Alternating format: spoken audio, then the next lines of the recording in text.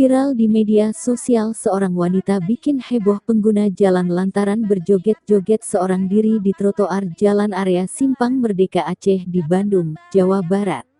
Aksinya itu ditegur oleh Dinas Perhubungan setempat lewat pengeras suara. Wanita yang mengenakan jaket berwarna putih itu diduga sedang melakukan live streaming sambil berjoget tanpa memedulikan keselamatannya. Terlihat wanita itu berjoget menghadap HP yang ia sandarkan. Petugas dari area Traffic Control System (ATCS), Dinas Perhubungan Kota Bandung langsung mengingatkannya berkali-kali. Namun wanita itu tidak menghiraukan dan terus berjoget.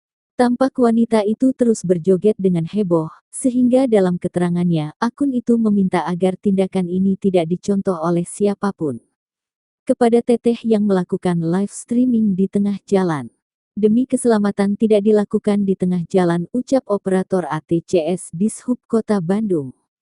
Sontak saja, sejumlah netizen langsung menuai beragam reaksi usai melihat tingkahnya wanita tersebut. Jalan maupun di median jalan, silakan bisa diingatkan.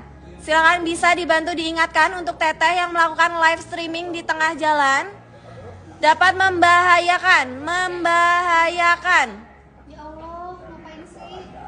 Sekali lagi kami mengimbau kepada teteh yang melakukan live streaming, yang joget-joget di tengah jalan,